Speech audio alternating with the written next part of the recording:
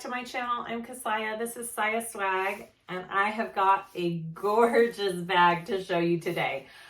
This is the new pattern from Papaya Designs, and it is called the Adina laptop bag. It is a large briefcase, a large laptop case. I have it filled with computer and books. I wanted to give it its shape. Ugh, it is big and beautiful, just like me. So I have lots of notes for you guys. My first one is that I did the handle placement, this top handle placement in the video incorrectly. I drew my measurement where I was supposed to place it, and I placed it above the line instead of below the line. So I will also make a note of that in the tutorial, but please be aware this handle should be just a little bit lower. My bag is still usable. My bag is still great with the handle, but it would be even better if I would have placed it in the right spot. So pay attention to that. Another note I have for you guys is I would not use a vinyl like this again. This is from Bo Dee-Oh. I love the color. I love the vinyl. But just not for this bag. It's kind of a more soft vinyl, and it's got a little stretch to it. So it just became an issue on a couple of areas. Nothing I couldn't, handle or anything, but if I were to use a more stiff vinyl, one that holds its shape better and doesn't have a stretch to it, kind of like this, I think it would have made an even better bag. So don't use a really thin, soft vinyl. Use something a little bit thicker, holds its shape a little bit better. I do not believe this is domestic machine friendly. I even think she suggests you need an industrial for this. I could be wrong.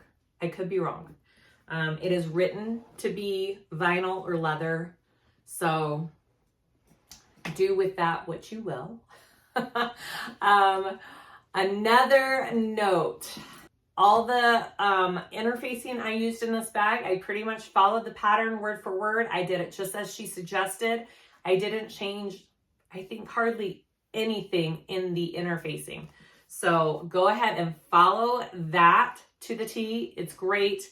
All of the things that she has you do and suggests are fabulous.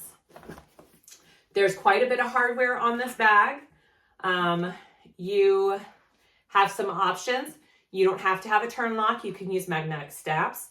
You don't have to have buckles. You can use slides like I did. The buckles I ordered were 3/4 instead of 1 inch, so I had to resort to these slides, and it turned out fabulous. I'm so glad I had them on hand. She has an option for a metal trim right here. You don't have to do that, but it would class up your bag even more. All right, so let's go over our bag. I have it filled right now. So here is the top flap. All right, there is a front pocket here, and it's a pleated pocket. Look how cute that is. Maybe I should empty it, huh? Pleated pocket there. All right, and inside it holds a lot. I've got all of these books in here. It gives it a good shape. I'm gonna take the books out. It has a padded back sleeve for a laptop. My laptop's in there. Do you see that? Mine is just a 12-inch laptop. This will hold up to a 15-inch laptop. It's got padding on the back, padding on this sleeve, and padding on the bottom of your bag for that laptop. So to make sure it is nice and protected. On the other side, we have a zipper pocket and a divided slip pockets. It's divided into 3 sections right there. It's got all the goods. It is a big bag. I used vinyl, waterproof canvas for my inside lining, and my accent pieces are all cotton. I would highly suggest the waterproof canvas for your inside. I think it made a fabulous bag, gave it a great shape and feel. And it's waterproof. You're putting a computer in here. I think you kind of want to have that protection for it. So I would highly suggest doing that again. The sides have snaps like that. what else? It's got a 1.5 inch crossbody strap. I use seatbelt webbing. I saw that on my website, and cotton on the other side. I love, love, love the way that turned out. I would totally do a strap like that again. I absolutely loved it. Your strap is going to be 70 inches long, which is long, but this is a big bag. Big bag. Okay, one last note. This pattern is labeled as intermediate. I think a beginner could tackle this. It is a lot of little steps, just a lot of little steps, but they aren't hard. I feel like you can follow along and do it. It's nothing confusing or complex. It's just steps. So take it step by step. You've got it. You can do it. Okay, I think that is it. This is my Adina laptop bag, which I absolutely love. I'm so proud of it. So proud of this bag. Isn't that gorgeous? Back. There's the back. It's a little wrinkly. I still haven't steamed it. Okay. Please like and subscribe if you haven't already. Sorry for that long intro. I had a lot to get in there.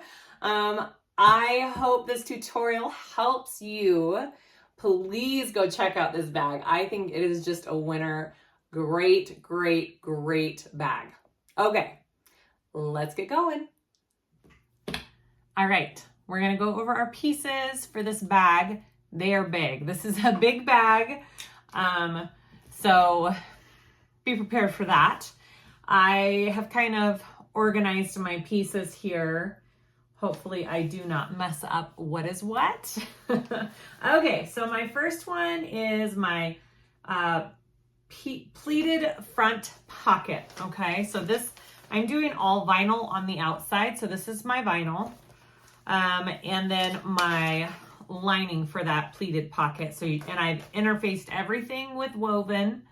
And then all of the other interfacings, I followed along with the pattern. I'm using Decaville Heavy, Decaville Light, and some foam.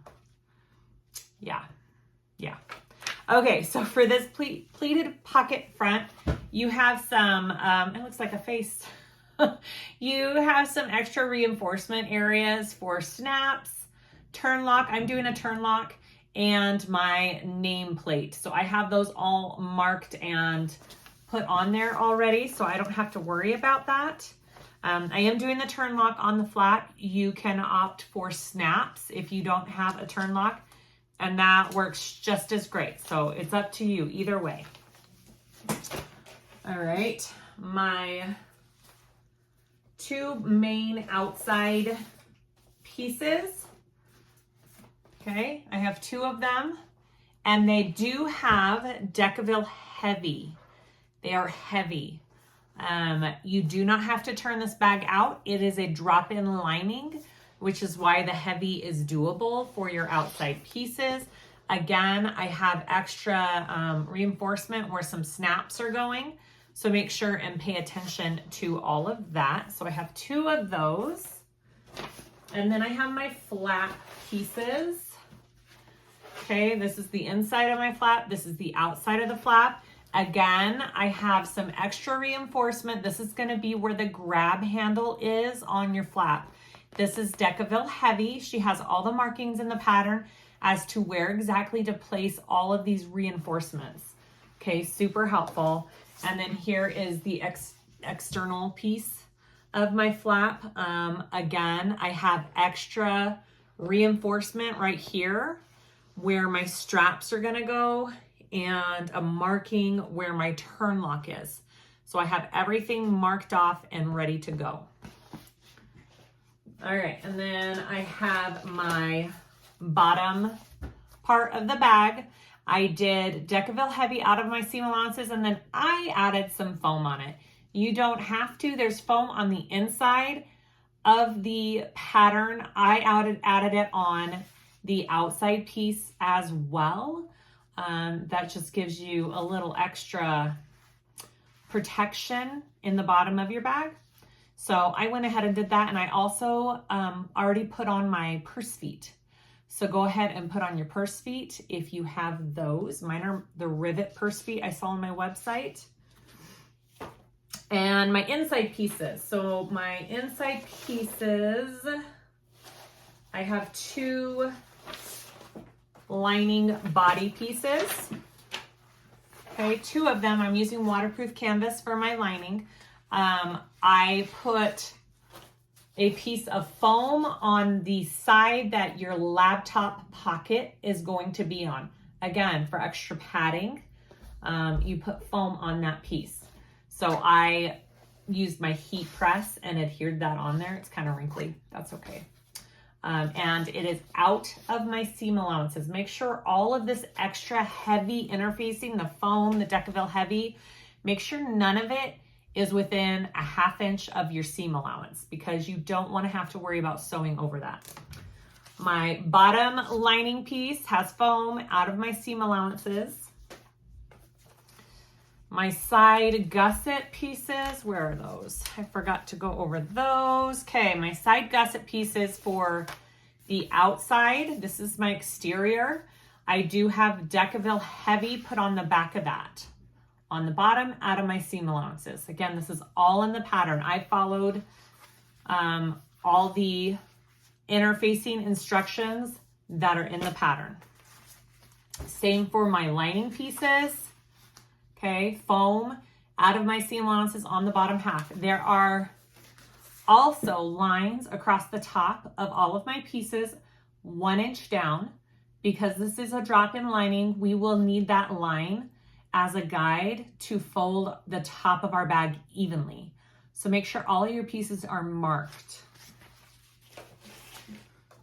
Okay, and then my inside, well, I have all my strap pieces. You have multiple strap pieces. I don't have these labeled, but I will go over them as we make the bag. I have all of the straps necessary. Grab handle, straps, all that kind of good stuff, okay? And my laptop sleeve, it has some padding and a piece of elastic. All right, have that all pinned together. I have my inside zipper pocket and I have my slip pocket. That is all my pieces. So the hardware that you need, I put my pieces all on the hardware. The hardware that you need is a crossbody hardware. So it's a 1.5 inch strap that you're going to be making. I did not have enough vinyl. So what I did was I took my seatbelt webbing. I saw this on my website. It's 1.5 inch wide. And I took the pattern, cut this cotton at cut this cotton at 3 inches wide. I interfaced it.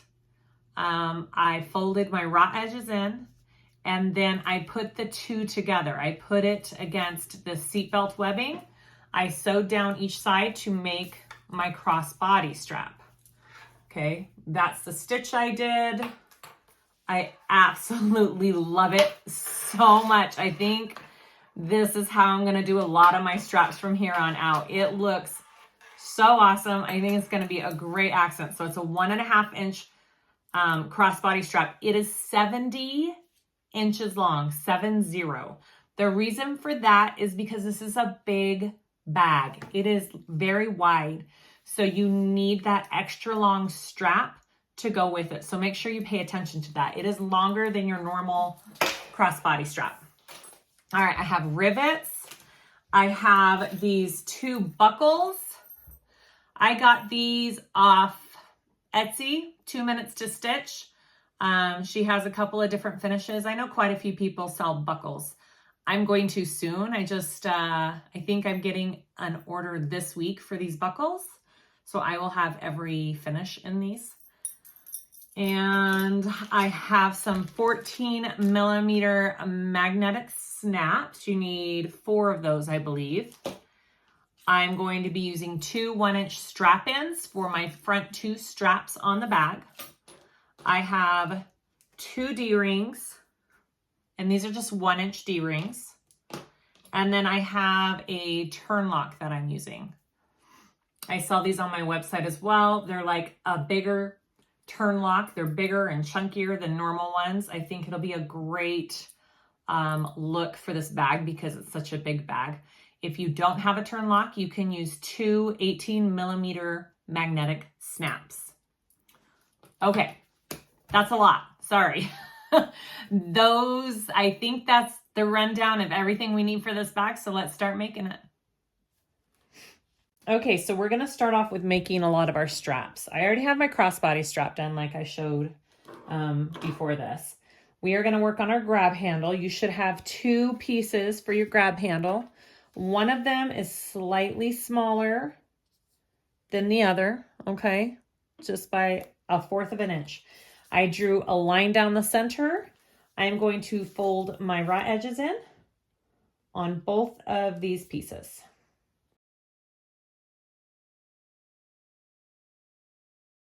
Okay, so I'm going to put the smaller one aside. On the one that is bigger, the 2-inch wide piece, I am going to sew down each side at a 3/8 inch seam allowance.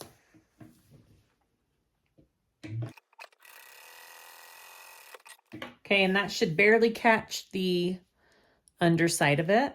Okay, go ahead and go down the other side.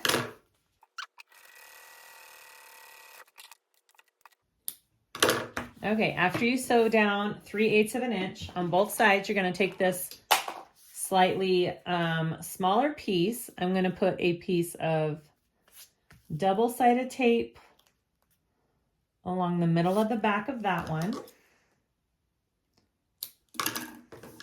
And then I am going to center it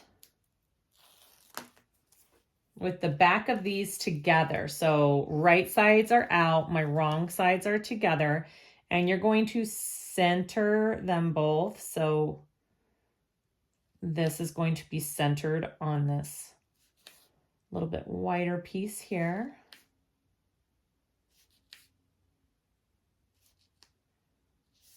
Okay, see how it's just a little bit over on each side? Okay, and then I'm gonna take it on this side and I'm going to stitch a 1/4 inch seam allowance stitch, top stitch, and this will now connect the two together.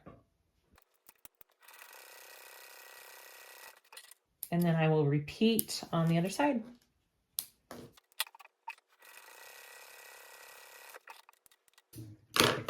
So that is the front of my grab handle. That is the back.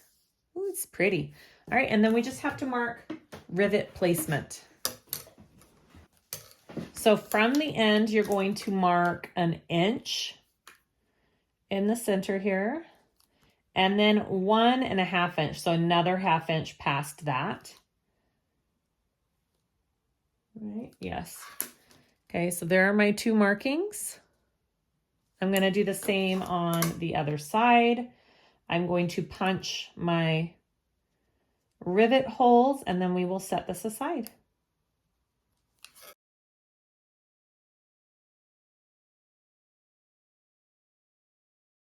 All right, there's my grab handle. I'm going to set that aside.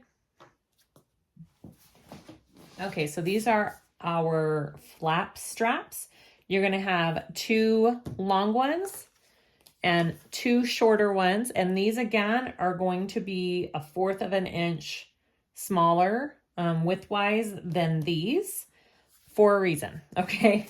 So take your strips again, find your centers, double-sided tape down the centers, fold all of the raw edges in on all 4 pieces.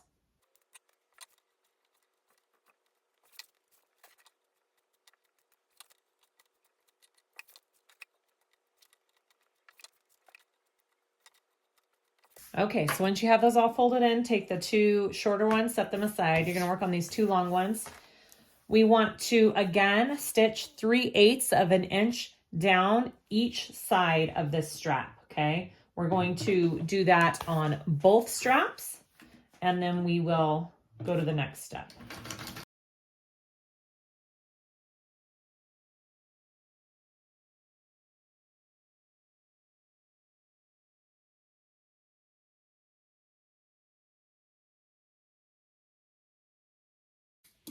Okay, they are both stitched at a 3/8 inch seam allowance. All right, so now we want to take these smaller pieces. We're going to put some double-sided tape along the back of those. Oops. Put it on the center of the back here.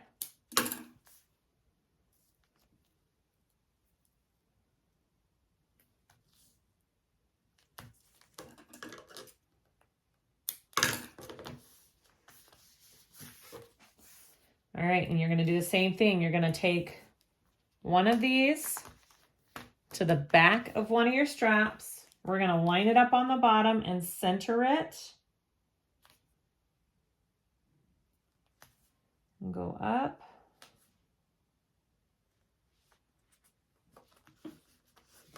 And then we want to measure 7.5 inches up. And that is going to be your stopping point for sewing. So 7.5 inches up from the bottom.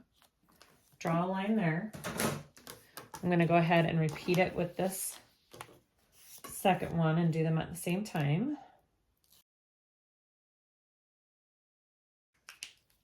All right.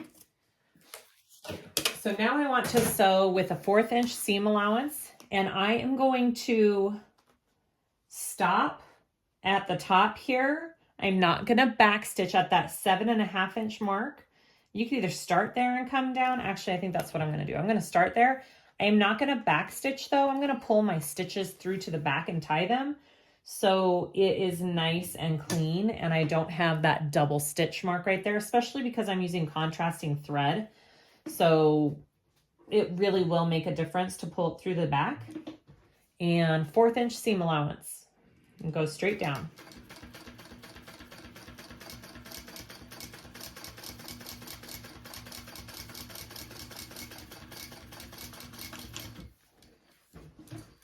I can back stitch down at the bottom here.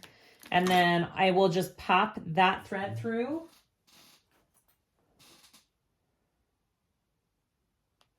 See how that pops through like that? And I'm going to pull it. And then my threads are now in the back.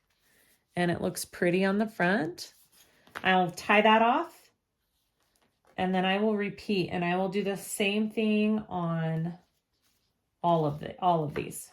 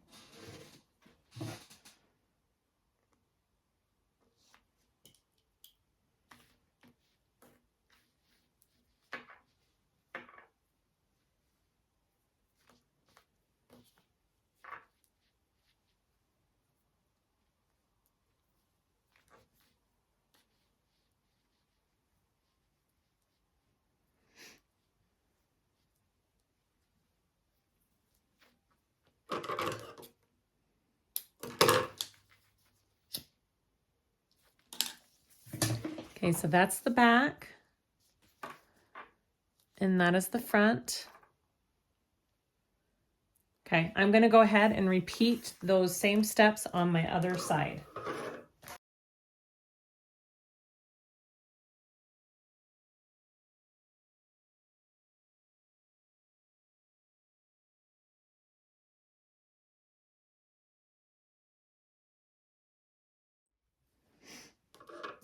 Okay, so I have my strap connectors for my side gussets. You should have 2 pieces. I've already folded one in, so find your middle, double-sided tape, fold your raw edges in just like we've been doing this whole time. And then again, we're gonna stitch down both sides on both of these at a 3/8 inch seam allowance first, and then we'll go from there.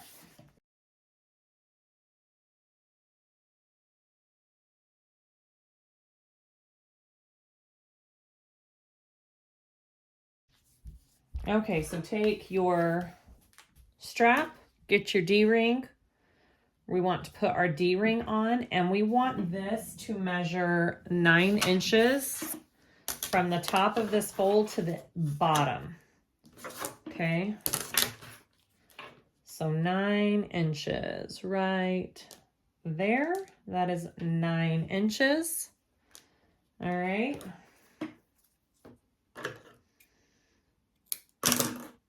I'm just gonna put, I forgot to put a piece of tape right here on the end, and that'll hold it where I want it.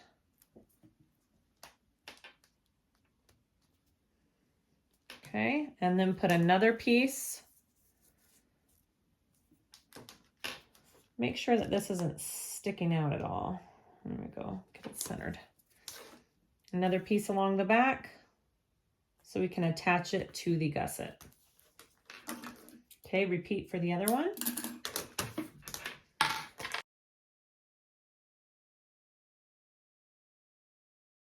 Okay, I'm going to turn this over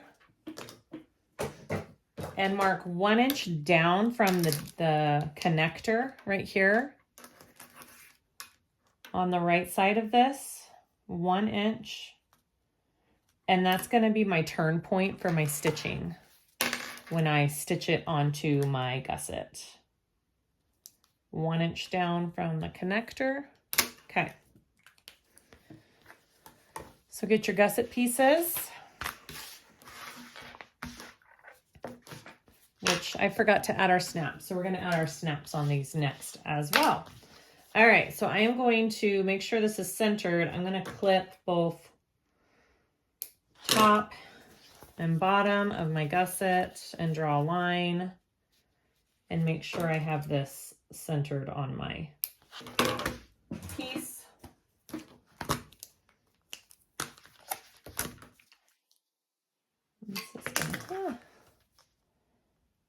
Okay.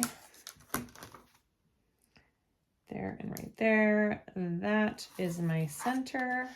Okay. I'm going to repeat for my other one.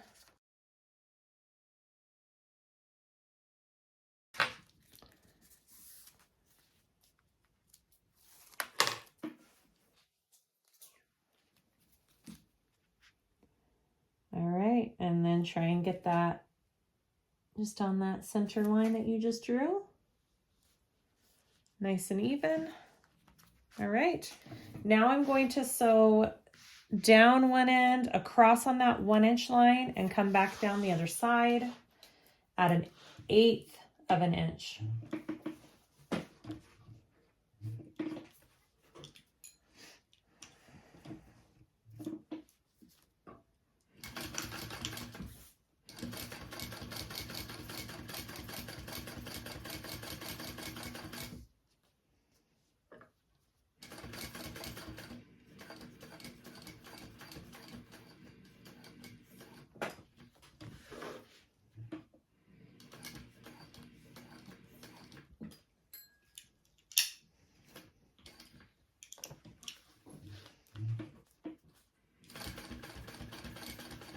And my foot didn't hit my hardware in the back there, so I didn't have to worry about protecting it. It clears it.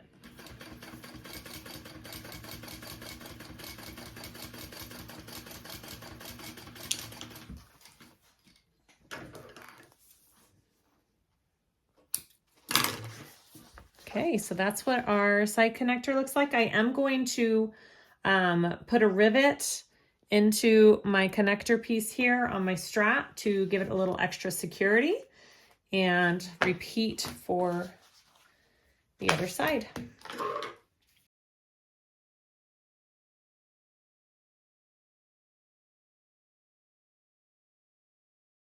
Okay, I will add my rivets. We are going to, I've got to do some markings, and I'm going to get some Peltex to add to the back of here for my magnetic snaps, and we will install those next. Okay, so I went ahead and added my snaps at the top of my exterior gusset. Super easy, just put a piece of Peltex behind to protect. And then I added 2 holes here for rivets, which we will add later to connect, to hold down the lining and the exterior together. I do go ahead and cover that with something. I just have a little bit wider double-sided tape here that I'm just gonna stick over the back, and hopefully it stays. Sometimes it doesn't, sometimes it does. Just to kind of protect the back of those snaps from rubbing on anything. All right, and then I have my 1-inch line marked down from the top. So those are my exterior gussets. I'm gonna set those just right here. I'm gonna get the bottom panel of my bag, my exterior. I've already installed my purse feet. Next, I want to sew a rectangle along the bottom of it with a 3/4 of an inch seam allowance along each side. And I think I'm just going to do a tiny bit of marking here.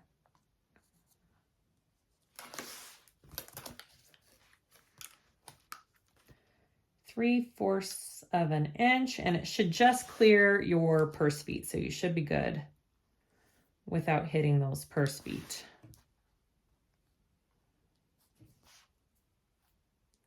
And this just kind of gives me a guide for where I need to pivot and turn on my corners. Okay, here we go. 3/4. And if you don't want a back stitch, you could always just forward stitch and pull through like we've done before, but I am just going to do a little back stitch.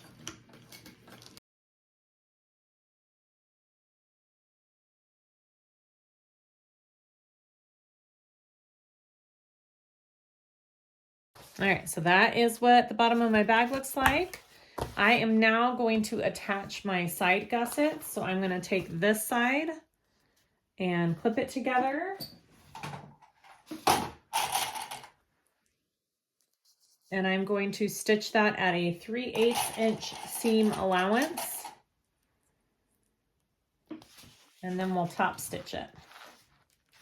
So a 3/8 inch seam allowance.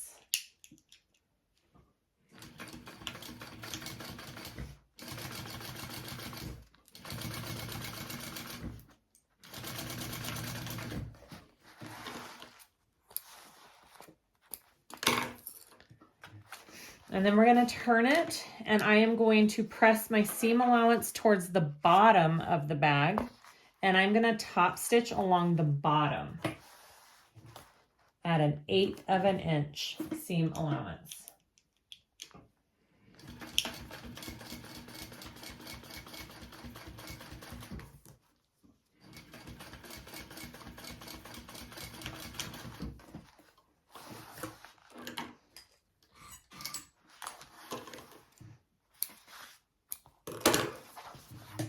So that is what that looks like. Go ahead and repeat for the other side.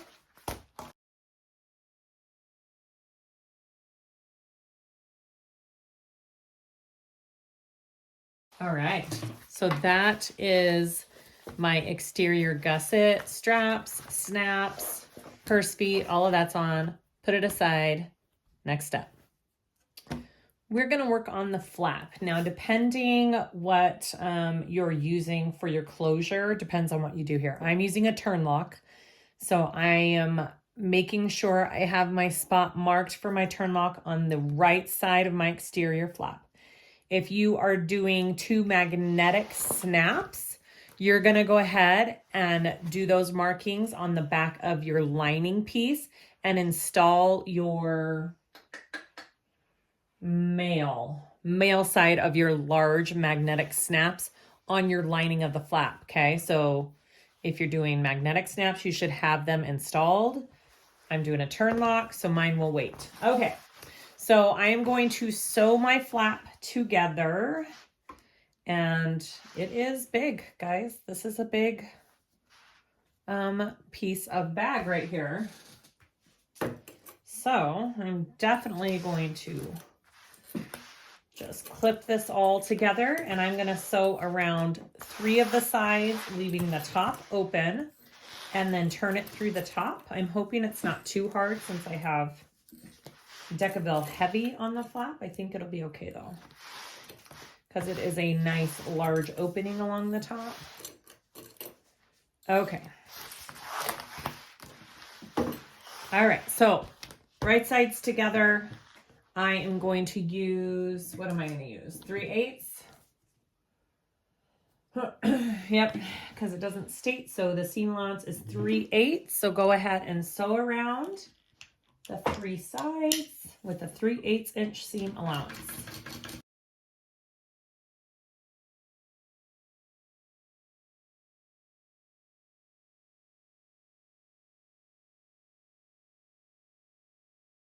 Okay, I am going to trim this down to about 1/4 of an inch seam allowance.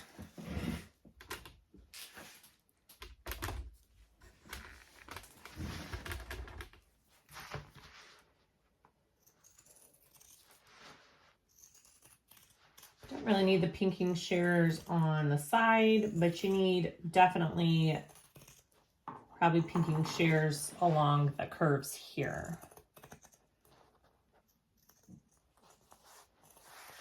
And this bottom.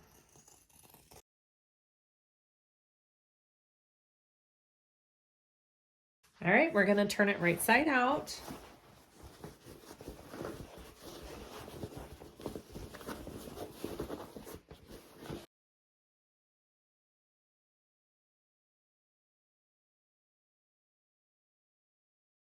All right.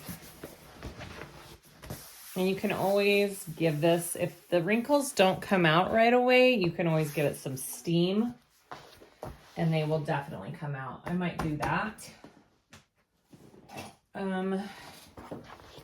After I get all of my edges. So I got a chopstick in there. I'm getting all of my edges pushed out. Okay. Beautiful. There we go. I'm just going to take it to my iron real quick and give it just a tiny bit of steam and get some wrinkles out, and then we will go to the next step. Okay, so it looks much better now that I gave it a little press. There's the front, there's the back. I'm gonna go ahead and just top stitch this flap, and you can baste it shut at the top as well as you top stitch. Just at 1/8 of an inch.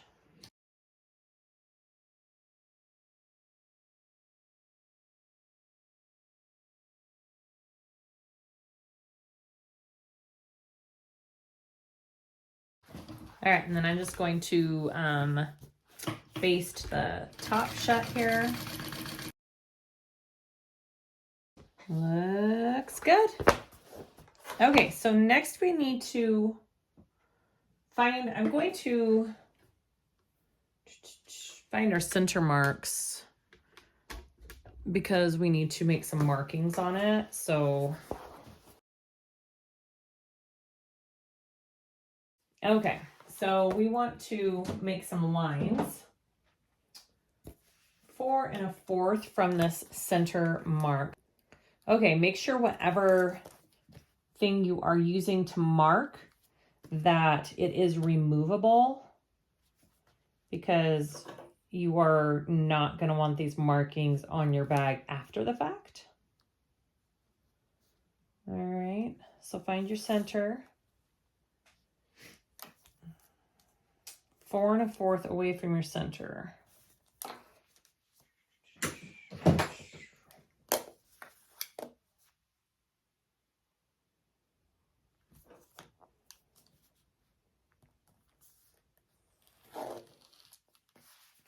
There's one marking, 4 1/4 each side.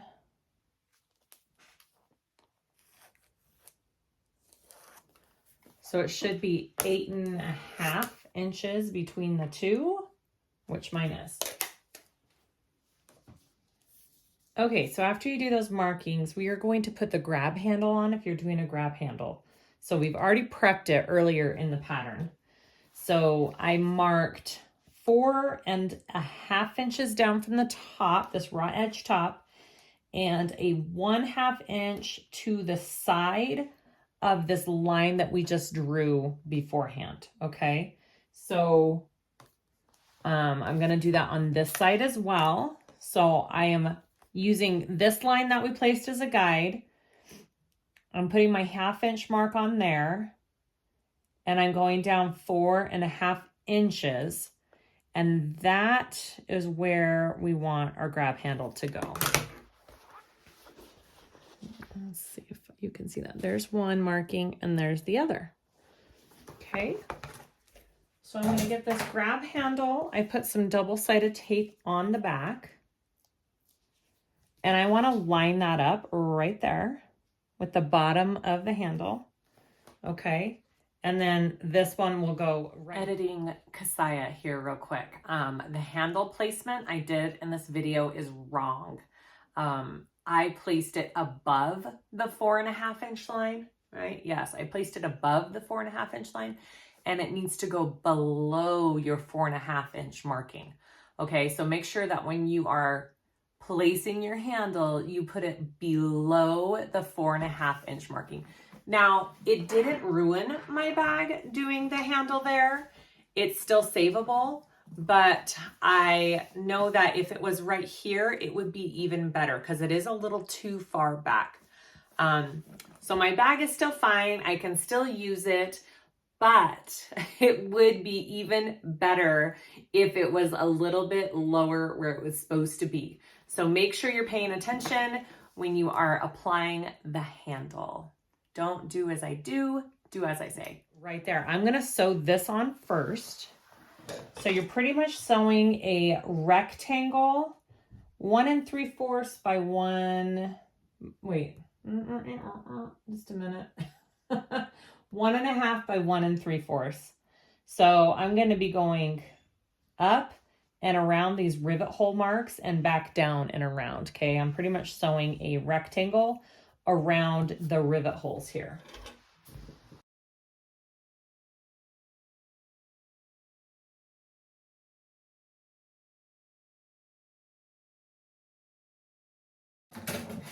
I'm just, yep, that's about right.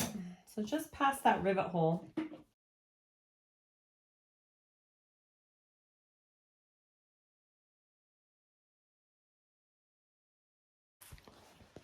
Okay, so I'm going to do the same thing on this side.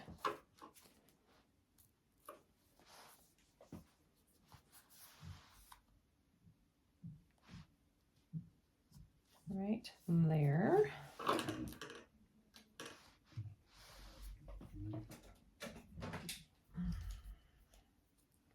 I'm just going to mark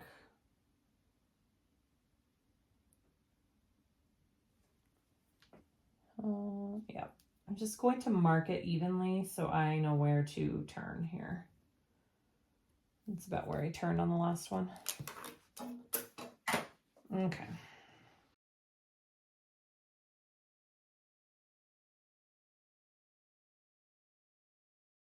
Okay, so that's my grab handle. Now we can go ahead and put some rivets in there, or you can wait till you're done with this strap. It looks like she does it before, so I'm going to go ahead and put my rivets on. Okay, and then we will work on this strap.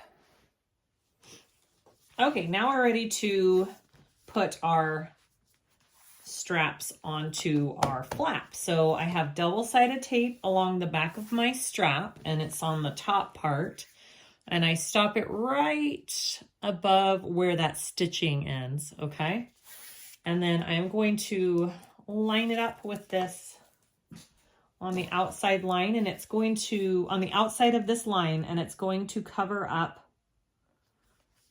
our raw edge of the handle.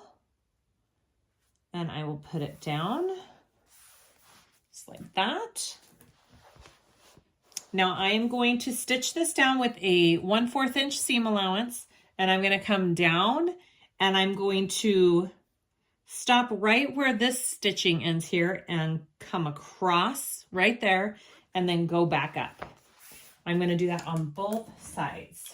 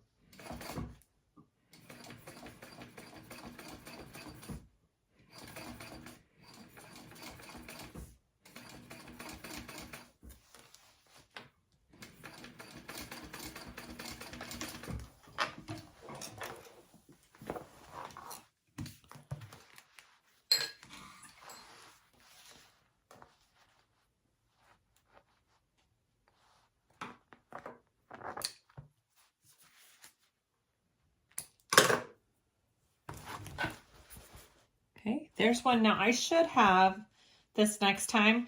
I'm going to start with my first stitch on the one by the handle, because when I did it along this side, it kind of popped this up and moved it a tiny bit right there.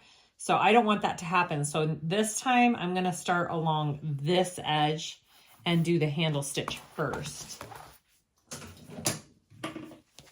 All right, go ahead and repeat.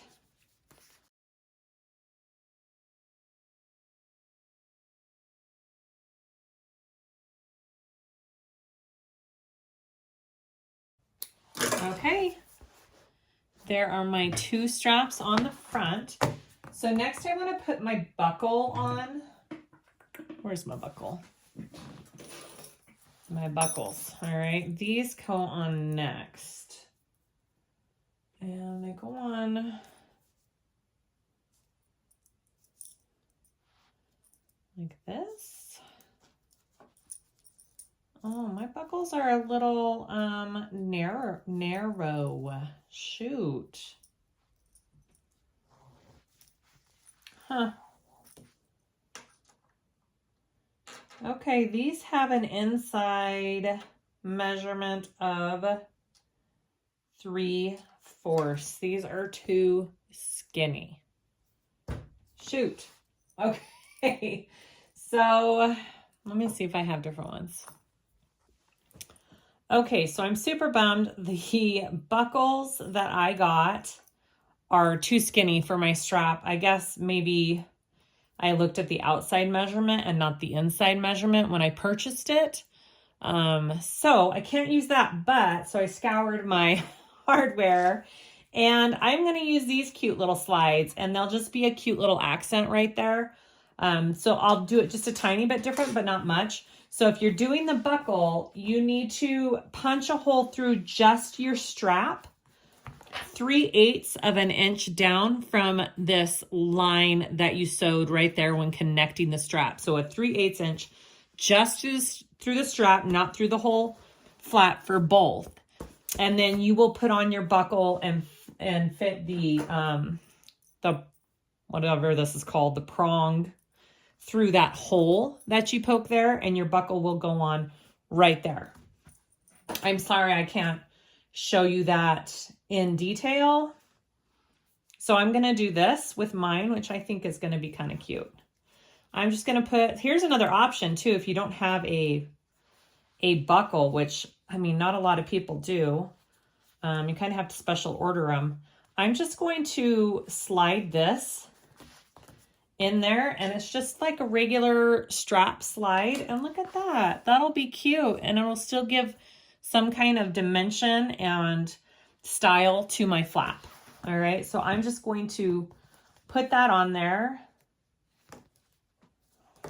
both sides. I like it actually a lot. Okay.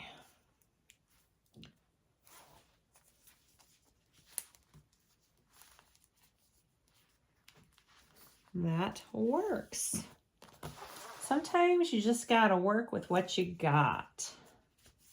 All right, so I'm just making sure they're kind of even there. And then same with buckle, or if you just do a slide, 1/2 inch below that, you're going to put rivets on each of them, which, yeah, through both, punch a hole through strap and flap. So we're going to put the hole through both layers, a 1/2 inch below our connector. And then just make sure these straps look even here that are left. I'm just gonna go like this. And it looks like my strap on this side is 1/4 of an inch longer. So I'm just gonna trim this down by a 1/4 inch, and then they will be the same length, and then we'll put on our strap ends later. So go ahead and put your rivets in, and then we'll go to the next step. Okay, so I have my turn lock. I took the pieces apart. We want to put our front part of the turn lock on our bag. So this is the back of the turn lock piece.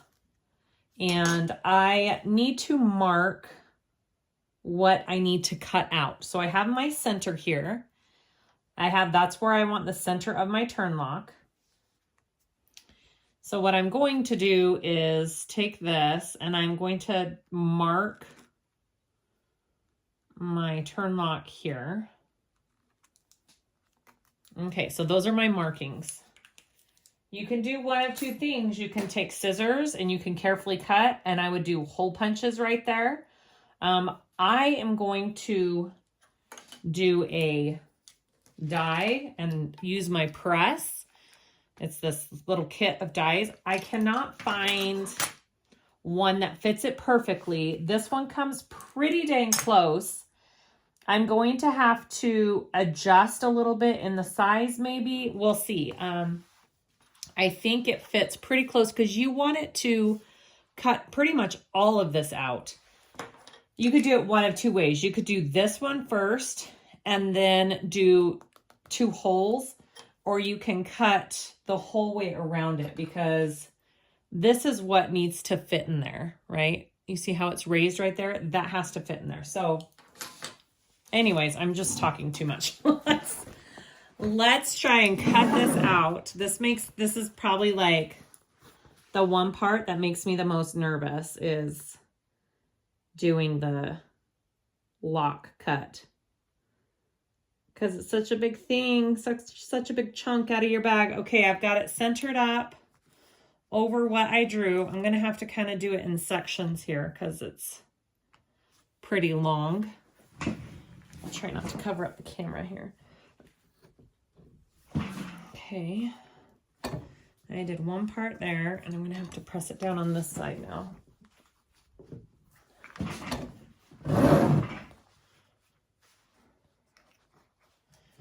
It didn't go all the way through. It's got that Decaville heavy to go through, which takes a minute, I think.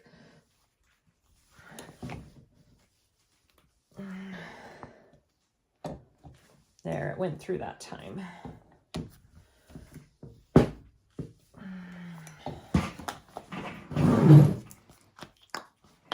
There we go.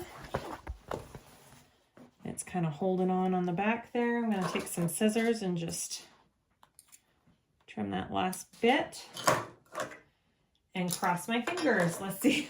Let's see if I did it. So now I want to fit the front of my lock through and see if I can get it all attached. It looks pretty dang good. I think I won't have to do anything else. I think it's gonna work. Okay. And then you put this on top. And I've got my screws here.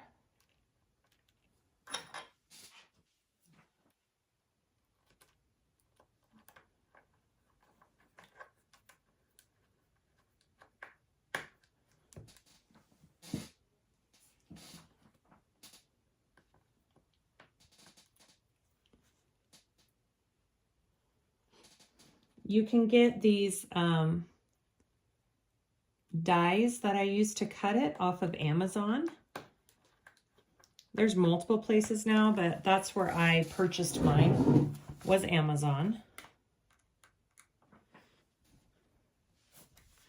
My awesome little electric screwdriver finally died on me.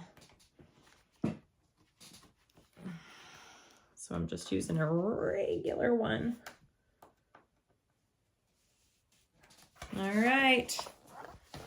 And that is our front of the turn lock. It worked. Okay, next up.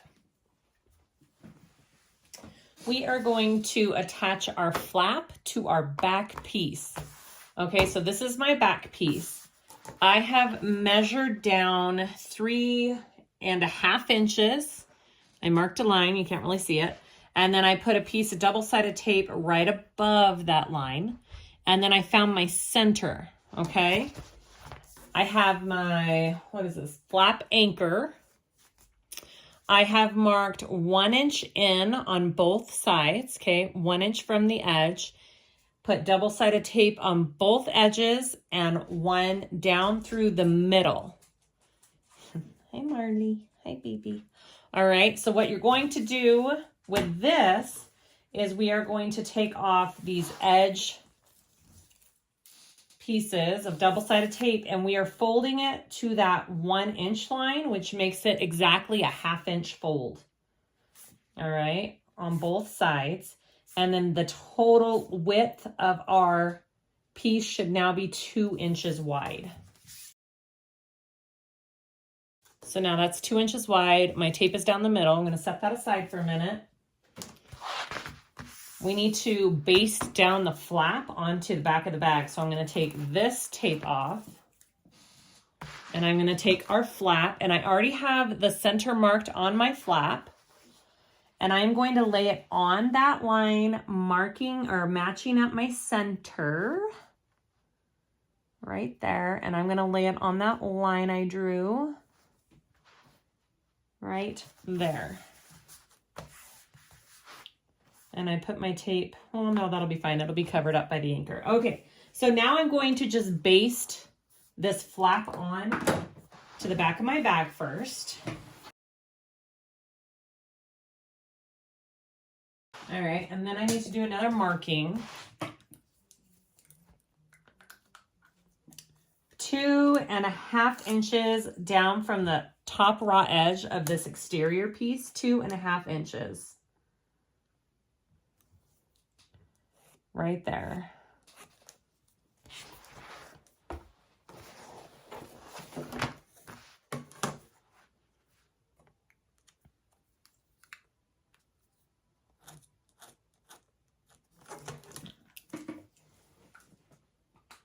That's going to be my placement for this flap cover, okay? So you're going to take the tape off of the middle of this. And we are going to put it over, covering raw edges and putting it right below that 2.5 inch mark. As even as possible. All right, just like that. I'm going to sew, yeah, that should be fine. It's a little short there, but I think it should be fine. We are going to sew 1/8 of an inch stitch, right? 1/8 and 1/4 on both top and bottom of this flap anchor. Okay.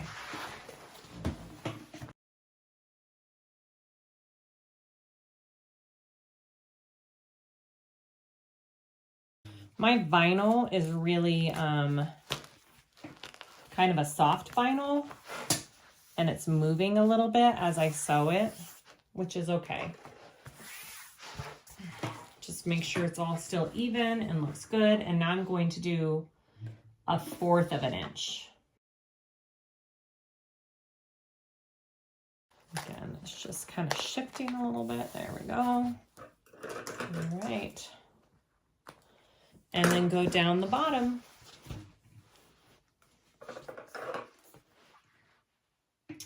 I'm going to do my 1/4 inch stitch first.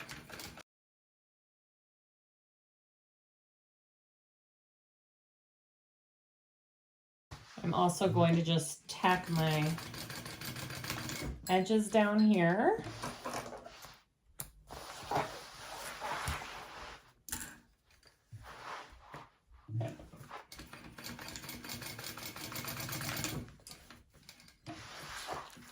All right. And there is my flap connected to my back exterior piece. All right, go ahead and set that aside and we'll go to the next step. Okay, so next we are going to work on the pleated front pocket.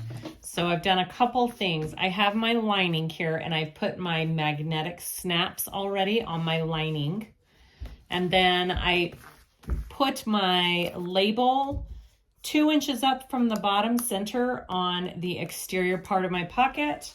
I will be putting my turn lock there after we connected the two. I had accidentally thought I was putting the magnetic snaps on this side, so I took off the interfacing right there. So ignore that. Okay, so we're gonna take these two pieces here and we are going to clip along the top and we are going to sew it together, right sides together here. And it is a kind of a different shape. So just go really slow when you're sewing it so you can get that shape in there nice. And I actually probably will flip it over and sew from the exterior part of my bag. I can see the cut from that side better and I kind of want to follow that. I feel like it has a more accurate cut. Okay. So I'm going to be sewing with a 3/8 inch seam allowance, which I'm going to mark so I can see it a little bit better. It always rubs off my plate here.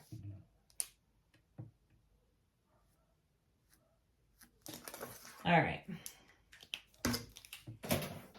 3/8 inch seam allowance.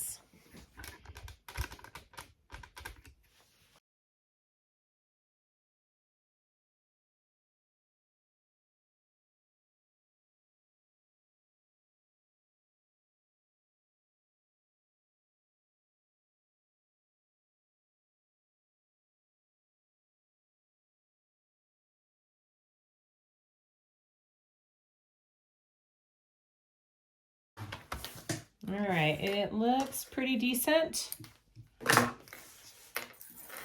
I'm going to use my pinking shears to trim this down a little bit, and you can just put notches in your corners if you would like, however you want to do it.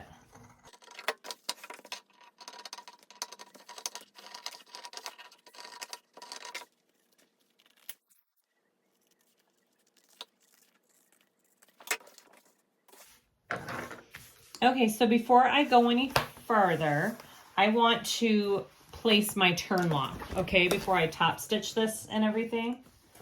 I'm going to go ahead and place my turn lock. You didn't really want to do that before this part because it would cause a huge bump right here and this wouldn't lay nice. So there's a reason we're doing it right after we added, or we sewed those two together.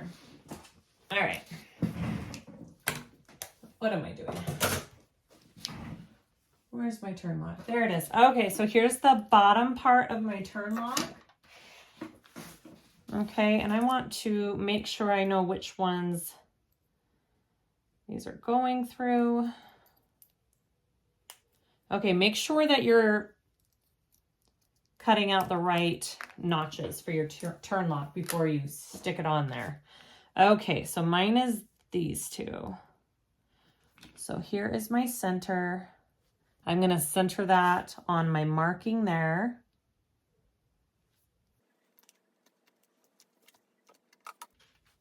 Whoops.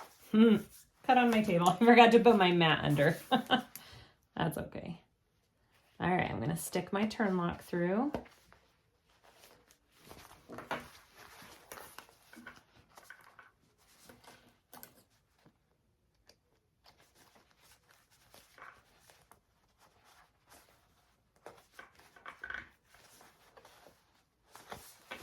Okay. And I'll cover that with a piece of duct tape as well.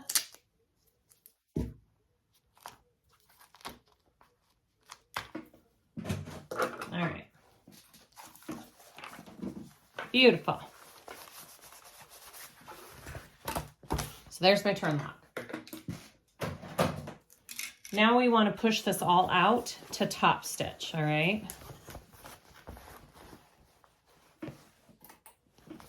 So turn it right sides out. You're going to push up these little corners.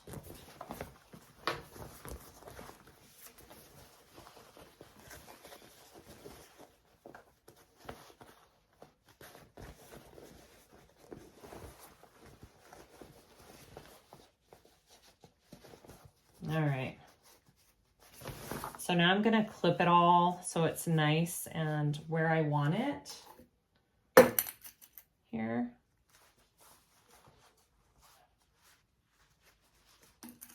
Before I top stitch it.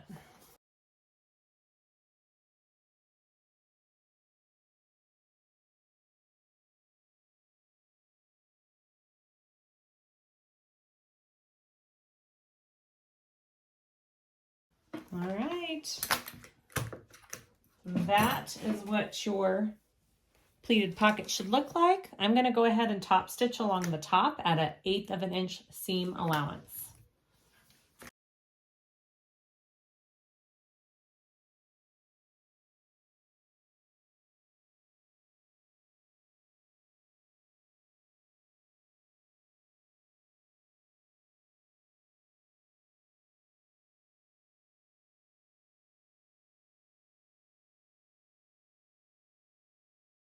All right, and there's where we are. All right, next step.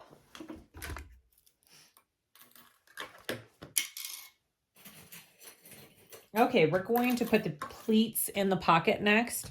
There are markings on the pattern piece.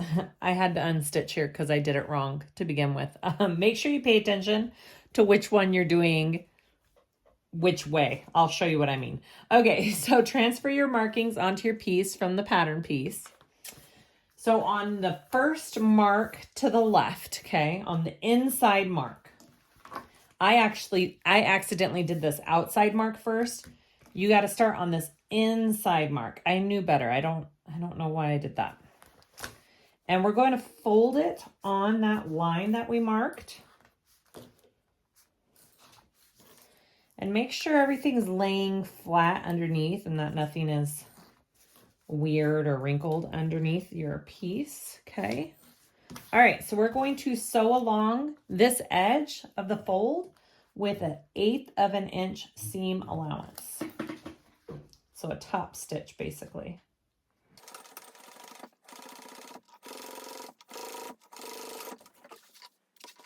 Okay, and then you're going to come to the second marking and we're going to fold it the other way. So we're going to fold it this way, all right?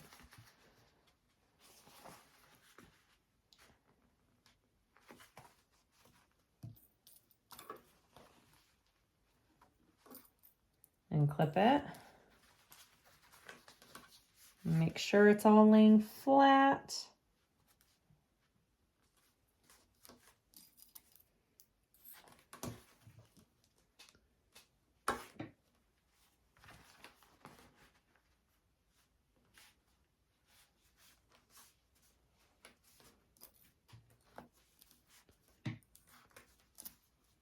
Okay, and now we're going to sew along here. Same, 1/8 of an inch.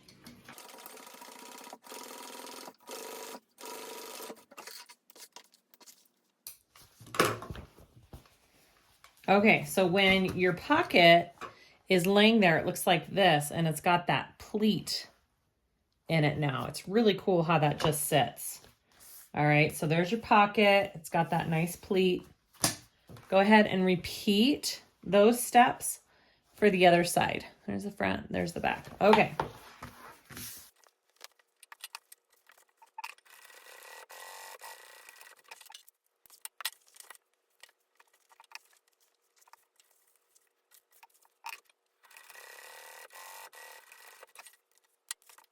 All right, so that's what your pleated pocket should look like when you're done.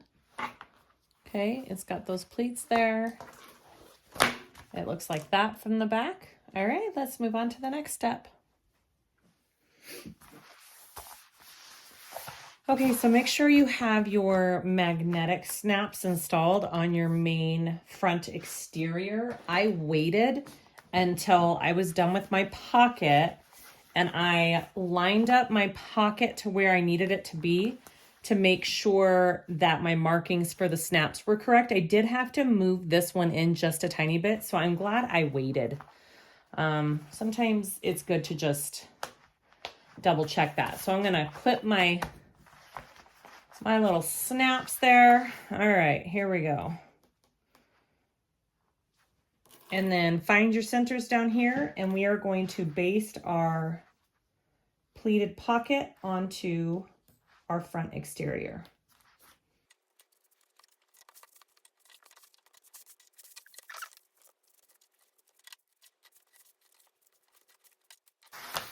Now look, mine does not line up perfectly along here, and that is okay.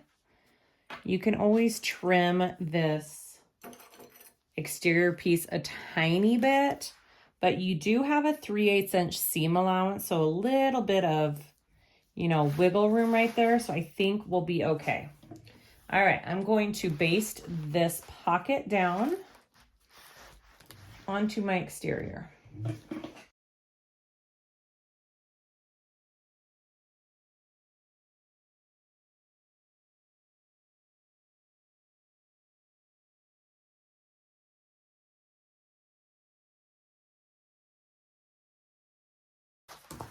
Pretty. Okay, that is my front exterior piece. I like it a lot. Okay, we're going to start clipping the gusset on. Okay, so I'm going to start putting on my gusset. Now, depending on how finicky my vinyl is, because I did use kind of a thinner vinyl and it has somewhat of a stretch, which I'm somewhat regretting, but it's working fine. I may have to do staples because of that. So I will see. I'm using binder clips to start. I'm going to try it with binder clips. But I may have to staple my curves so they don't move. So we shall see. All right, go ahead and clip right sides together. Your gusset with your front piece. And then we'll go to the sewing that together. You may have to put some snips in these corners here. Okay, I'm doing my bottom first. I'm gonna come up and match my sides.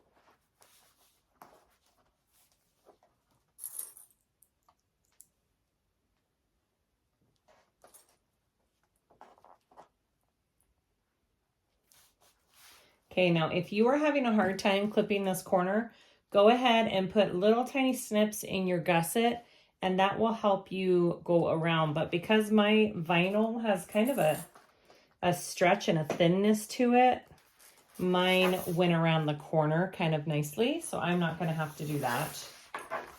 So I'm going to do the other side next.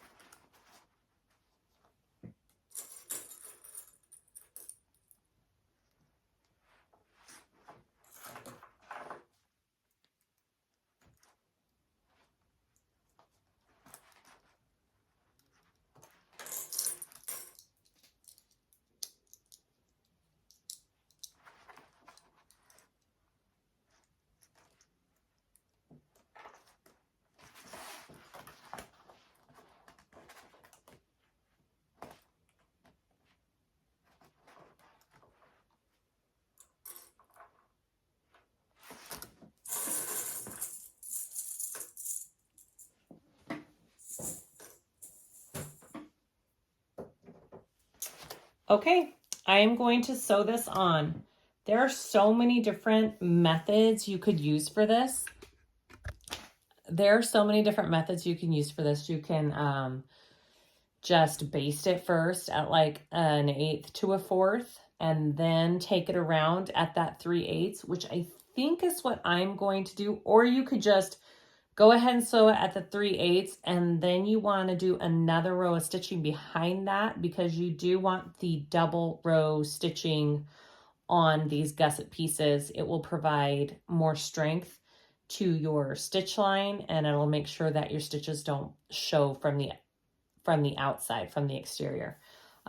If you're using staples, great. You could staple your curves. Make sure you take your staples out when you're done. Lots of different methods. So I am going to baste first, and then I will do my 3/8 inch seam allowance.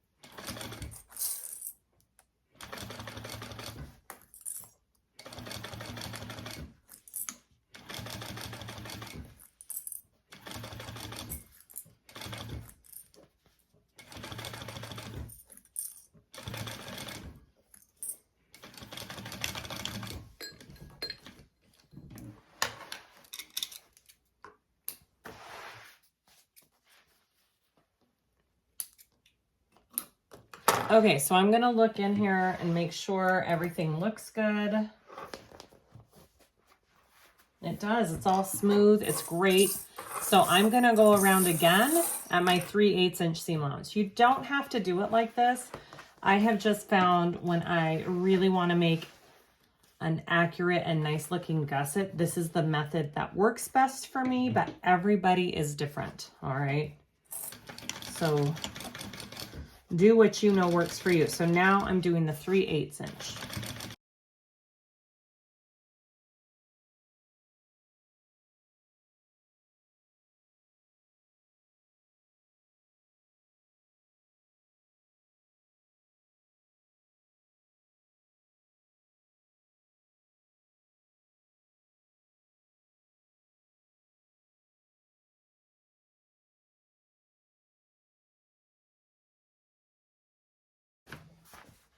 All right, I think it looks good. Yep, looks good. All right, so I could trim. I'm gonna do just a tiny bit of trimming around these corners here. Just the tiniest bit. And then we will put on our other side.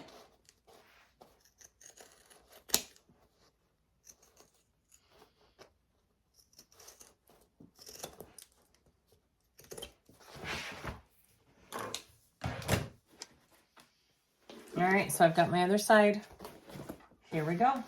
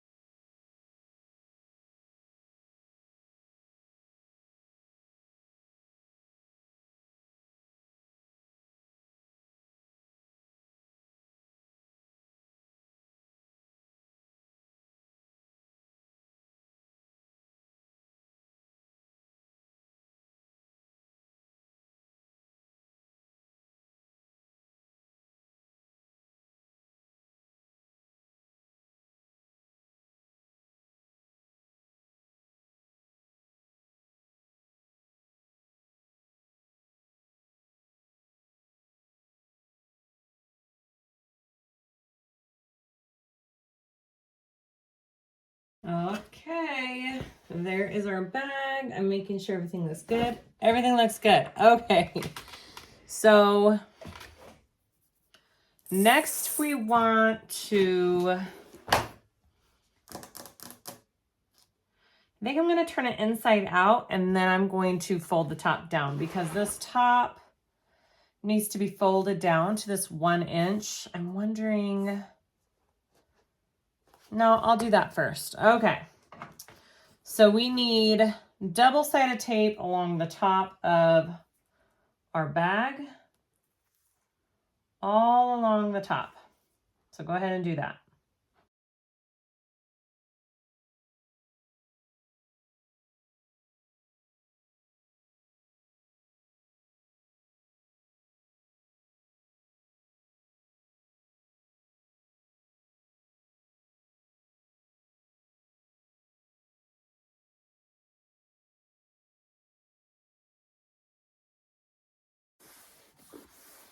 All right, so take the tape off and you're gonna fold all of your, I'm gonna fold my seams open like this. And you're going to fold this down to that 1 inch line that you should have drawn on all of your pieces, all right?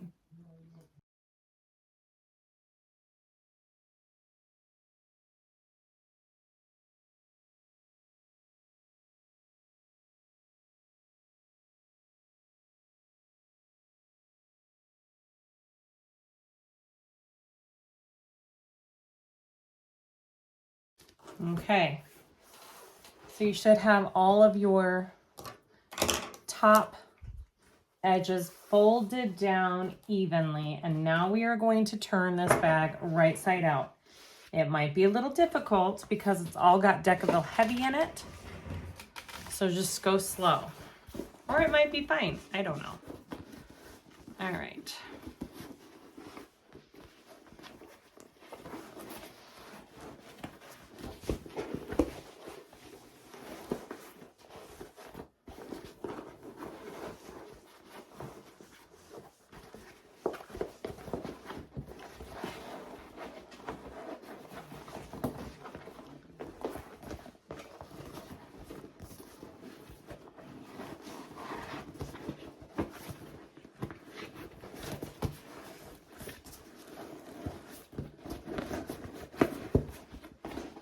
The good news is we only have to do this once since it's a drop-in lining.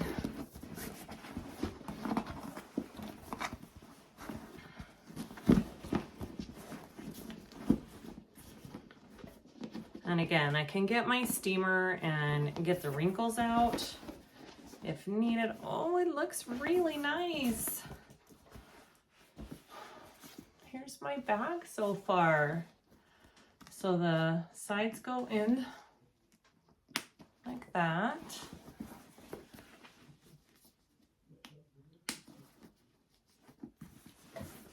Oh, let's see if this snaps right. Yay! Oh my goodness. Look at this bag. Holy cow, that is so pretty. This will be more sturdy once it's connected with the waterproof canvas on the sides and riveted. And these wrinkles will come out when I steam it. But look how gorgeous that looks. All right, let's start doing the lining. Let's work on our lining now. So we're gonna do our slip pocket first. I am doing 2 separate pieces for my slip pocket. You can do 1 full piece and you just fold it wrong sides together and then top stitch the top. I am going to connect my 2 pieces, so you can do it either way.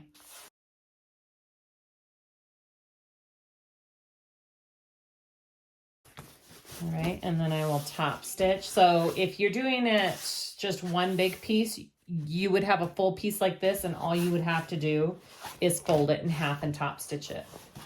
The only difference is I just did a 2-sided slip pocket instead of it being all 1 material. Okay, so now I am top stitching my pocket.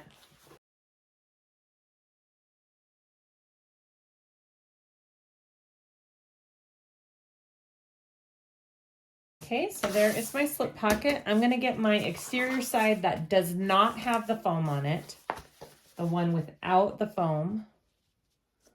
All right, and we're gonna be putting that on there. So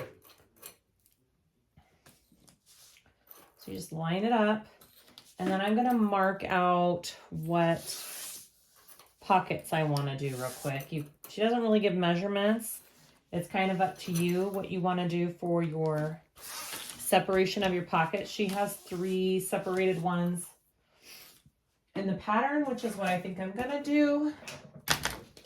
So let's see what the total. So this is about 16 and a half.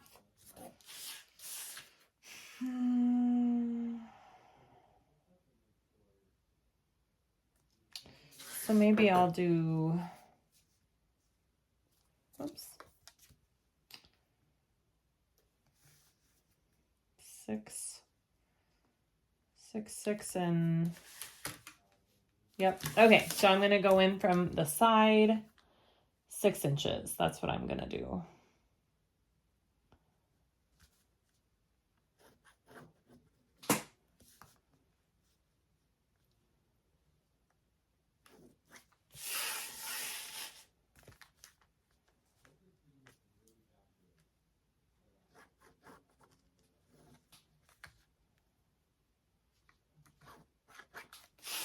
Okay, so I've got my pockets separated.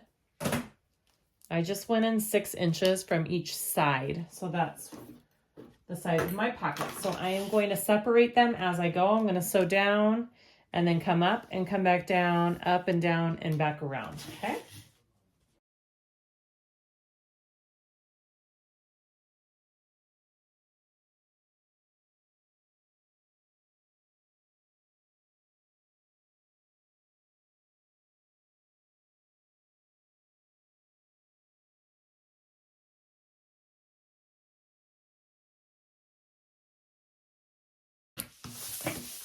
Okay, that is my slip pocket.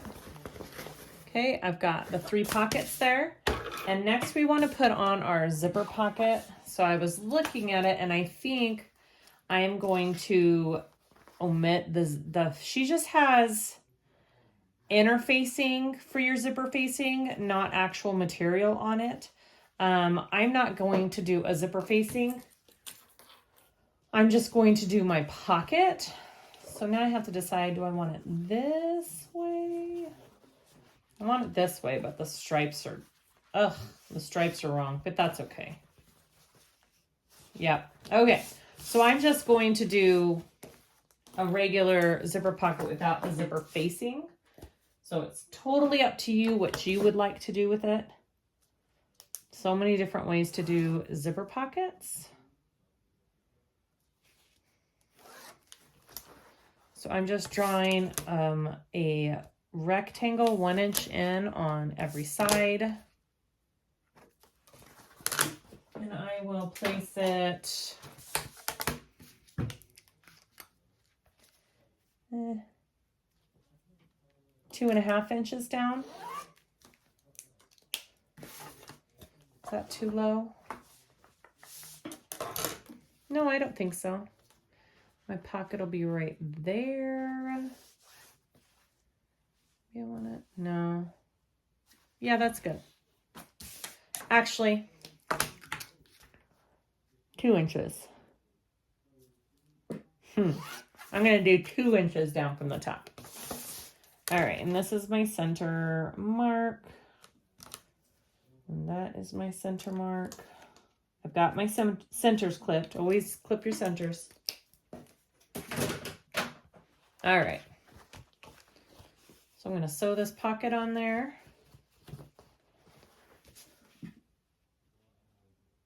Right there. I'm going to sew around that rectangle.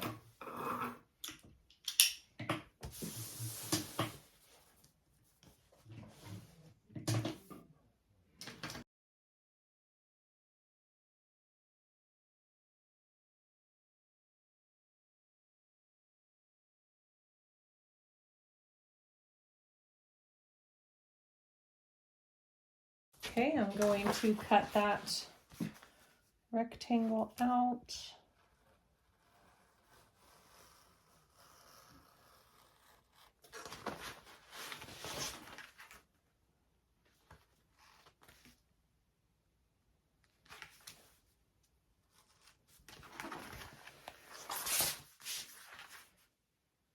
Do a little Y shape at your corners. All right, I'm going to take this to my iron, carefully press it to the other side using protection like a Teflon sheet for my canvas, and then we'll put the zipper in. Okay, so I have it all pressed to the back. I'm going to add my zipper into it. I've got double-sided tape. I'm going to take off the bottom, place it in, and then take off the top.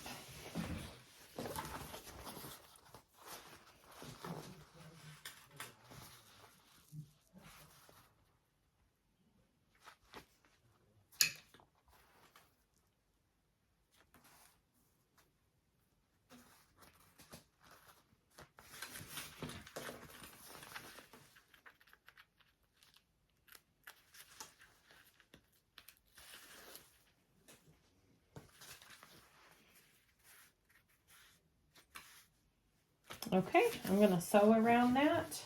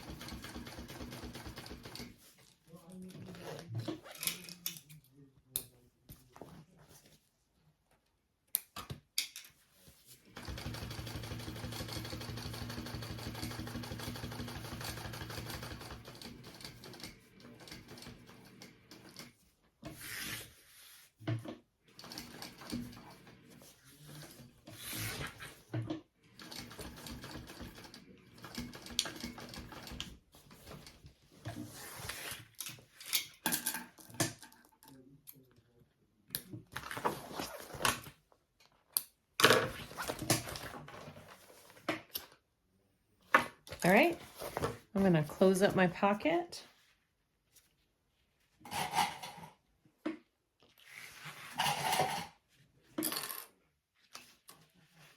And we don't have to leave anything open, which is fabulous. Just close it all up.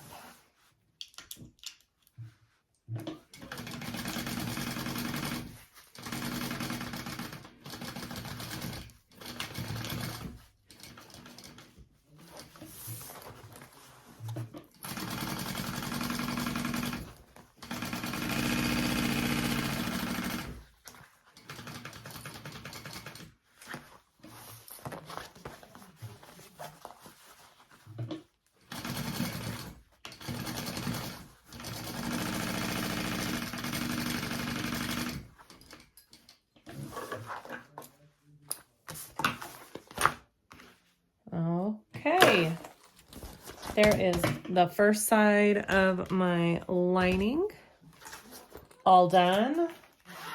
Pocket, looks good. Okay, so we are going to head to the other side. I have my padded laptop piece here. This is my material. Here's my foam that I'm using. So all I did was I marked my center.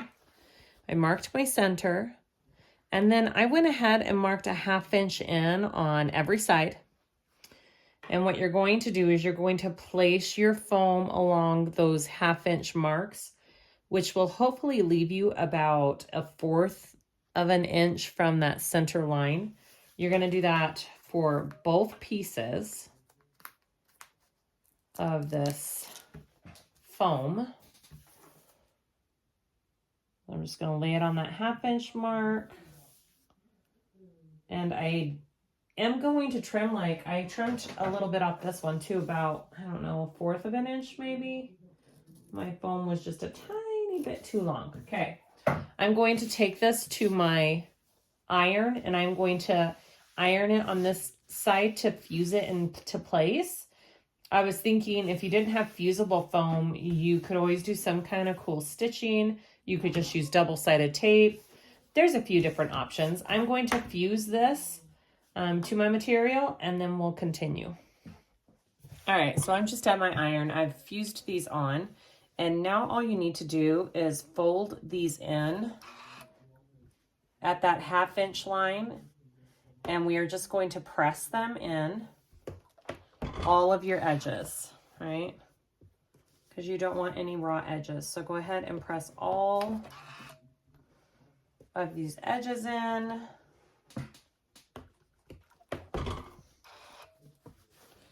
And I was thinking you could probably do double-sided tape as well if you wanted to. That's, you know, that's an option. It's a little bit hard for me to press because my foam is fusible on both sides, so I don't want to get my iron all over it. Yeah.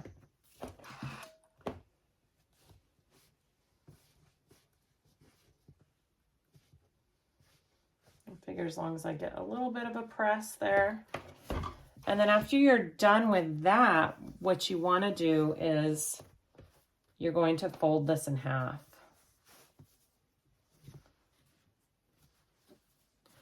I think I'm going to use some tape.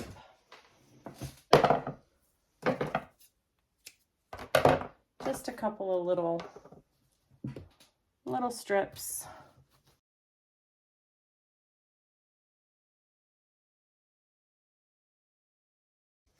All right.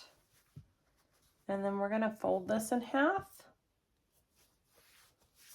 And I'm going to give it a good press right there in half. And then I'll take it back over with my clips and clip this all in with my raw edges in, and then we will go to the next step. So I have all of my raw edges folded in and clipped. Okay, so I am going to slip these elastic pieces. Mine's smaller than what she recommends, but this is what I had on hand. So this is what I'm doing. This is what I'm doing. I marked a 1/2 inch on these just so I know I'm getting it in there as much as I should. So center it on the side panel or on the sides and make sure it goes in about a 1/2 inch. All right, and I'm just gonna clip it there. And do that on the other side as well. Center it up. Looks good. Okay, so that is what you should have. Now we are going to sew around these 3 sides.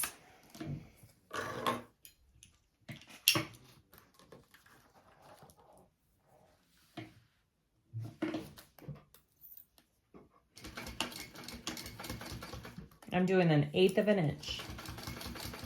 And I will come back and do just an extra row of stitching over my elastic just to give it a little bit of extra support.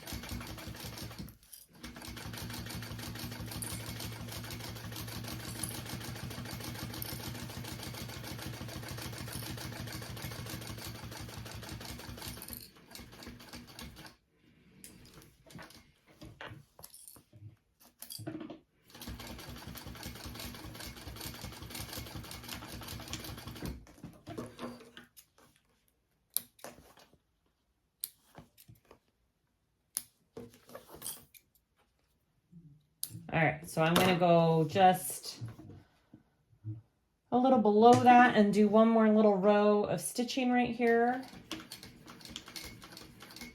on my elastic.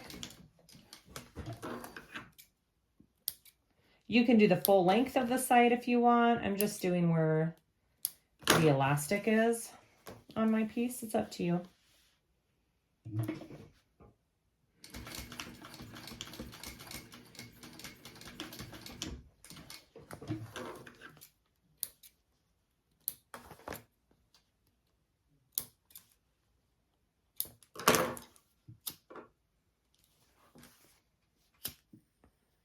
Okay, so there is my padded laptop piece. We're gonna get our other lining. I'm losing words here. Our other lining piece. And I do want to make sure that my centers are clipped real quick in case we need those. We'll definitely need it on the bottom for when we put the gusset on. Okay. So 5 inches down is where you want the elastic to go. I don't know how hard time seeing that. All right, 5 inches down. That's where I want my elastic.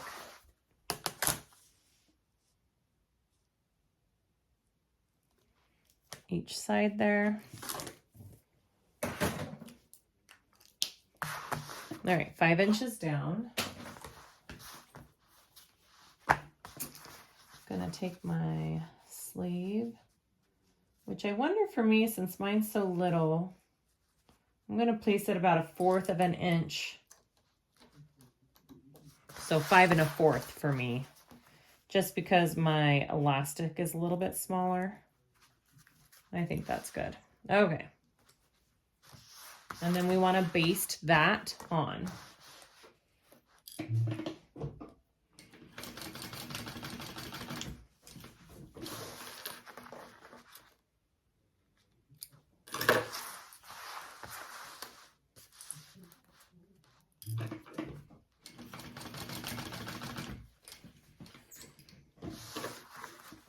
All right. Those are your lining pieces. Next, we are going to make the gusset. So get your side pieces and your bottom. And we're pretty much doing the same thing that we did for our exterior pieces. Sewing at a 3/8. And then we want to top stitch, right? 3/8.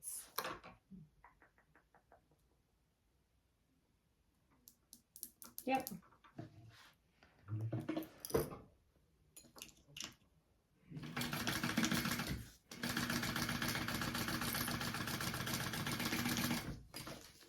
And then we want to top stitch this seam flat. All right, so go ahead and top stitch down each side of this seam at 1/8 of an inch from the seam.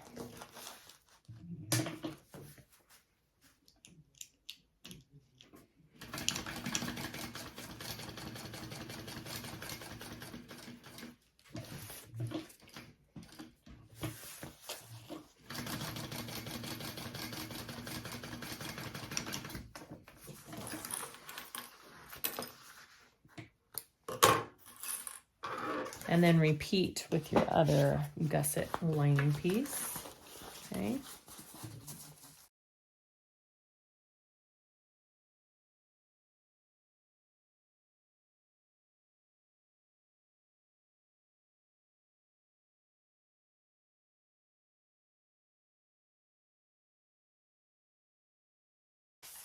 All right, go ahead and clip your center on your bottom piece here.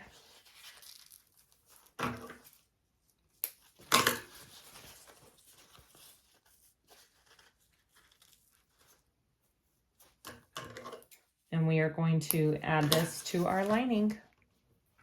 Okay, we're gonna add the gusset to our lining pieces, and basically we are repeating the same exact steps as we did in the exterior. The only difference is I'm not doing 1/4 of an inch first and then a 3/8. I'm just doing a 3/8 inch around the whole thing one time, and we should be good to go.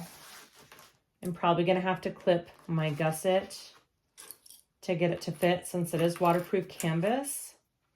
Other than that, it should be just fine. So go ahead and let's do that.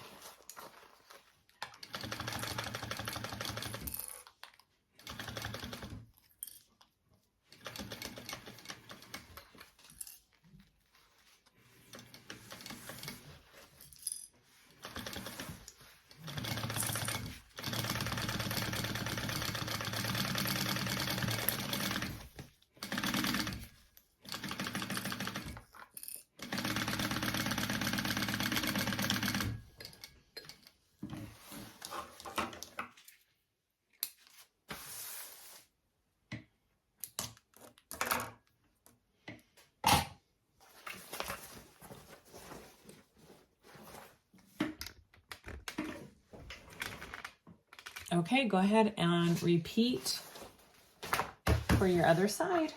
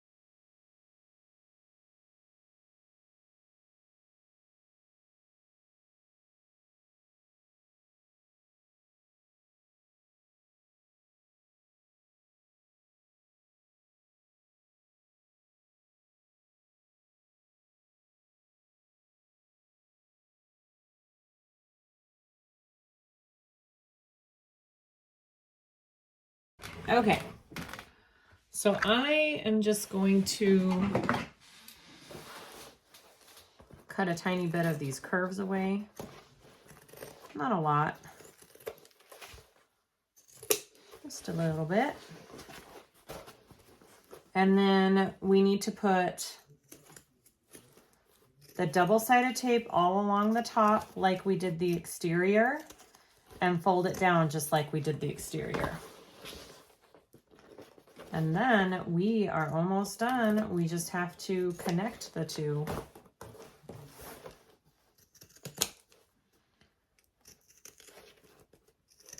All right. So I'm not going to do this on camera. It's the same as the exterior. We're going to put double-sided tape along this top. We're going to fold it down to that 1 inch line there, making a perfect 1/2 inch. If you have cotton that you're using, you can do iron. You don't have to use double-sided tape. I definitely have to do it with this waterproof canvas. So I'm going to fold that all down, and then we will put the two together. Okay, so I have my lining top all folded down. I put a couple of pieces of double-sided tape along the sides and the front and the back to kind of hold it in place as I am top stitching this together. So you want your padded padded strap to be on the back side of the bag. So go ahead and put it in your bag.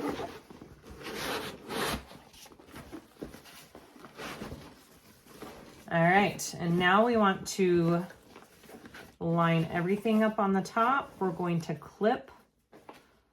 I'm going to clip all of my important seams together first here. My side seams. I feel like that's always the most important. This flap is just huge. Okay, here we go. And hopefully it all lines up nicely. It looks like it does. I'm going to take my double-sided tape off right here and stick this down. I'm still going to put clips on it too because I'm just paranoid that way. I really don't want it to move as I'm stitching it. All right. I'll do this side next.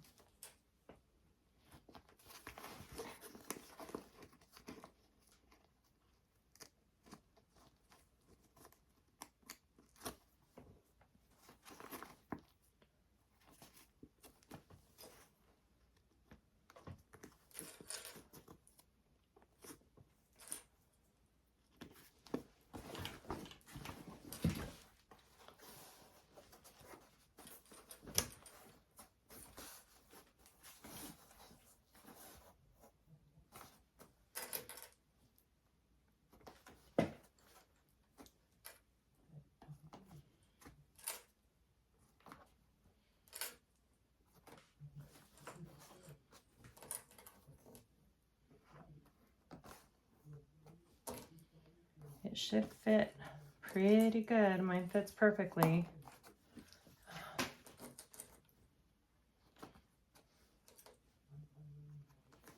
Oh, I do have a piece of tape there.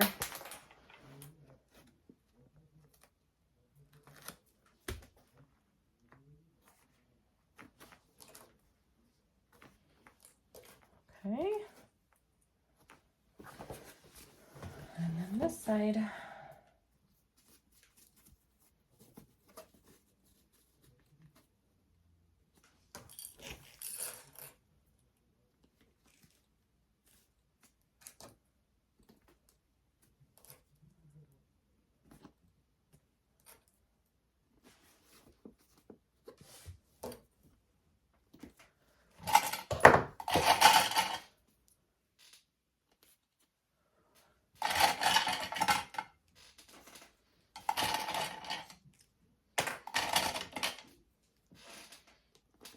Okay.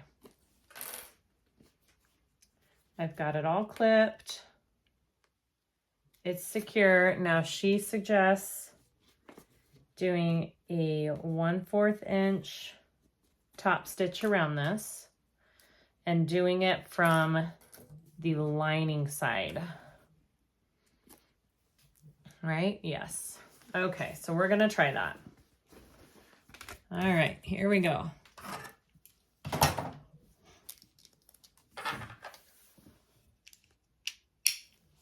So I am going to be stitching from the inside. I wonder if I should start. I'm gonna start here back on the flap side. Make sure your flap is under your bag. Okay. I'm doing a 1/4 inch.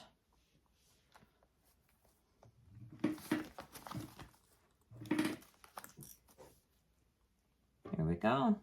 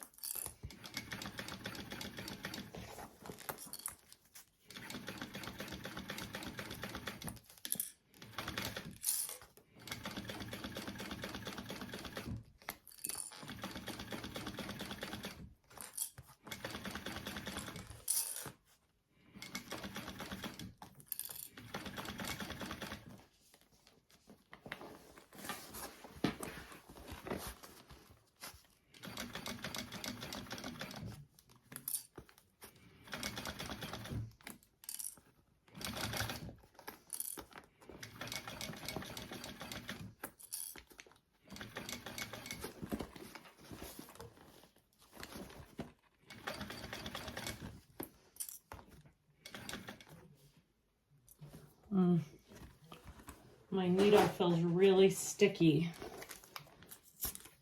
Hopefully it's not messing up my stitching. I'm just gonna wipe it with a wipe real quick. I don't see that it has. Okay.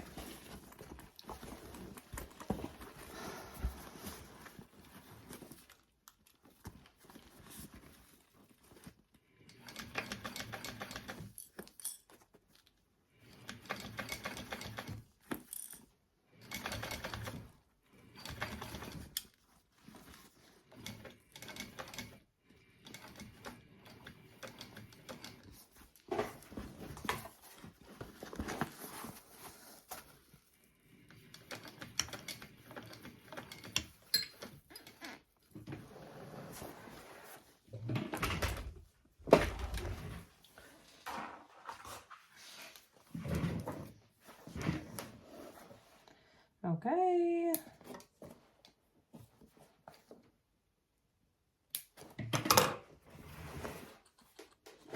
Yay, it looks good. Make sure.